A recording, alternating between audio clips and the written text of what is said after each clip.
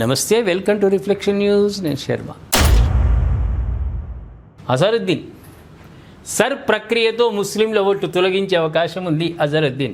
అజరుద్దీన్ మీరు మంత్రి కదా, అజరుద్దీన్ గారు నువ్వు ఒకసారి పశ్చిమ బెంగాల్ పో. బీజేపీ సర్ ఎక్కడైతే ప్రక్రియ చేసిర్రో అక్కడికి పో.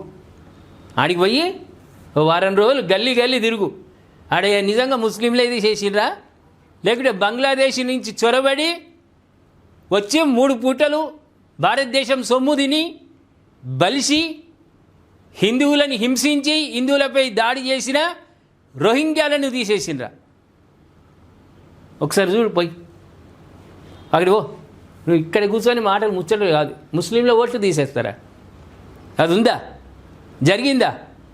మీరు పెంచి పోషిస్తున్న రోహింగ్యాలు వాళ్ళు దేశానికి అరిష్టము, వాళ్ళని తీసేస్తారు, నిర్దాక్షిణ్యంగా తీసేస్తారు.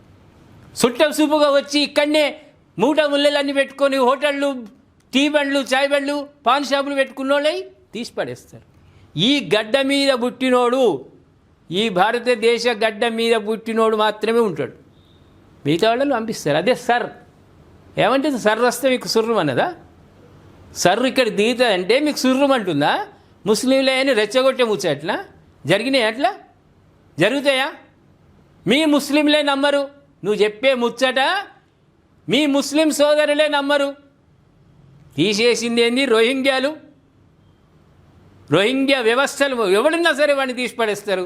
ఇక్కడికి వచ్చి బ్రిటిష్ లాగా వ్యాపారం కోసము దానికి వచ్చి ఇక్కడనే స్థిరపడి మా మీదికే ఎసరు పెట్టుకుంటూ మా హిందుత్వాన్ని వ్యతిరేకిస్తూ మా హిందూ దేవాలయాన్ని నాశనం చేస్తున్నారు కదా, వాళ్లను నిర్దాక్షిణ్యంగా మూటముళ్ళ సదురుకొని పంపిస్తారు. అంతేగాని ముస్లింలను తీసేస్తారు. ఓ ముచ్చట ఒకటి పెడతావు, నువ్వు మంత్రి ఇదేనా నీ నాలెడ్జి?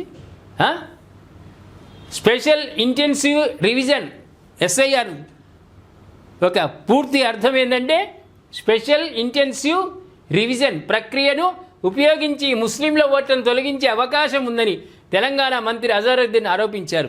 ఏమైనా మాట్లాడుతందుకు ఆ నాలుకకు నరం ఉందా లేదా నీకు? ఉట్టి మాటలు. ఈ వ్యాఖ్యలు రాజకీయ వర్గాల్లో తీవ్ర చర్చనీయాంశం అవుతున్నాయి.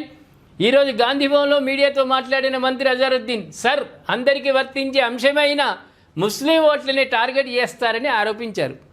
అయితే నీ ఓటు తీసేయాలి మొదలు, నీ తీసేస్తేనే అందరి చక్కగా ఉంటాయి. పశ్చిమ బెంగాల్, బీహార్లలో ముస్లింల ఓట్లు తొలగించి బీజేపీ అధికారంలోకి వచ్చిందని విమర్శించారు.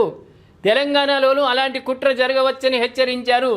సర్ ప్రక్రియలో తొలగించే ఓట్ల మీదే ఎన్నికల ఫలితాలు ఆధారపడతాయని, ప్రజలు తమ ఓట్లను స్వయంగా కాపాడుకోవాలని మంత్రి సూచించారు. ఎండ్ల బీరువాలు పెట్టుకోమంటావురా అజరుద్దీన్ గారు? ఓట్లను తీసుకుపోయి బీరువాలు పెట్టుకోండి, లేకుంటే డీప్ ఫ్రిడ్జ్లో పెట్టుకోండి. మీరు ఇక తీసేరు, ఖచ్చితంగా తీసేస్తారు. కానీ ముస్లింలను టార్గెట్ కాదు.